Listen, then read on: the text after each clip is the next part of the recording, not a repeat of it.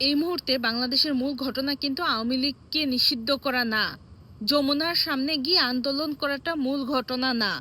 এই মুহূর্তে নারায়ণগঞ্জে যে আইবি আপাকে গ্রেফতার করা হয়েছে সেটা কিন্তু মূল ঘটনা না। মূল বিষয়টা হচ্ছে বাংলাদেশে অস্ত্র ঢুকেছে এবং সেই অস্ত্র থেকে সাধারণ মানুষকে সরানোর জন্য বা সাধারণ মানুষের দৃষ্টি সরানোর জন্যই এই সব নাটক করা হচ্ছে। মায়ানমার নিয়ে যে ঝামেলাটা হচ্ছে সেটাই কিন্তু মূল ঘটনা কিন্তু আওয়ামী লীগকে নিষিদ্ধ এইগুলা না।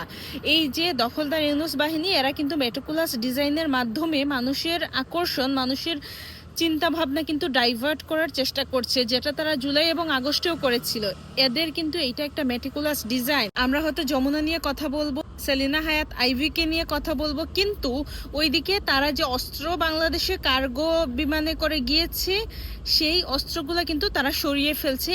এবং আমাদের ভুলে গেলে হবে না যে এই যে করিডোর দেয়া থেকে শুরু করে প্রতিটা জিনিস কিন্তু এগুলো কিন্তু শেখ হাসিনা বলেই গিয়েছিলেন। যদি শেখ হাসিনা এই সব বিষয়গুলোতে রাজি হতেন তাহলে কিন্তু উনি আজকে ক্ষমতায় থাকতে পারতেন।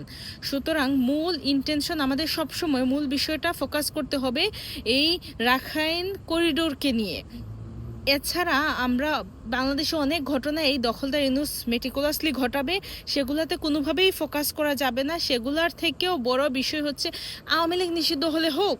আওয়ামী লীগকে আগে তাদের বাপ আইয়ুব খানও নিষিদ্ধ করেছিল। আওয়ামী লীগ নিষিদ্ধ হলে কোনো কিছুই যাবে না, কারণ আওয়ামী লীগ বাংলাদেশকে জন্ম দিয়েছে। এই বাংলাদেশকে নেতৃত্ব, আমাদের ৭১ স্বাধীনতা যুদ্ধে নেতৃত্ব দিয়ে আওয়ামী লীগ বাংলাদেশকে স্বাধীন করেছে। সুতরাং আওয়ামী লীগকে নিষিদ্ধ করা, যে দল বাংলাদেশের জন্ম দিয়েছে সেই দলকে নিষিদ্ধ করা অসম্ভব। কিন্তু তারা যা ইচ্ছে তা করুক, এই দখলদার ইউনূস বাহিনী তারা চাচ্ছে আওয়ামী লীগকে নিষিদ্ধ করতে। তাদের যা ইচ্ছে আন্দোলন করুক, মিছিল মিটিং যা ইচ্ছে সভা সমাবেশ সব করুক, কিন্তু আমাদের মূল ফোকাসটা থাকতে হবে যে এই করিডোরের দিকে। আমাদের মূল ফোকাস থাকতে হবে রাখাইনের দিকে। আমাদের মূল ফোকাস থাকতে হবে মায়ানমারের দিকে।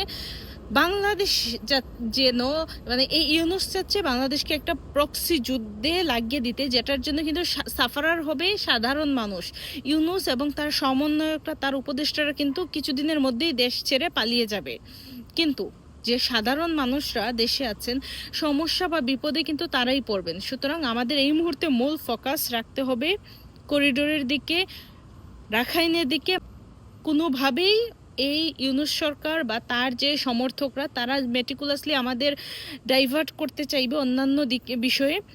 আমরা সেগুলোকে ফোকাস না করে ভালো করে এই যে যুদ্ধের যে যুদ্ধের করে আমাদের খেয়াল রাখতে হবে যে এই যুদ্ধের কি অবস্থা হচ্ছে। ভালো করে পড়াশোনা করেন, জানেন এবং সেটা নিয়ে ঘাটাঘাটি করে প্রচার করেন। বর্তমানে বাংলাদেশ কোন দিকে ধাবিত হচ্ছে সেটা প্রচার করেন।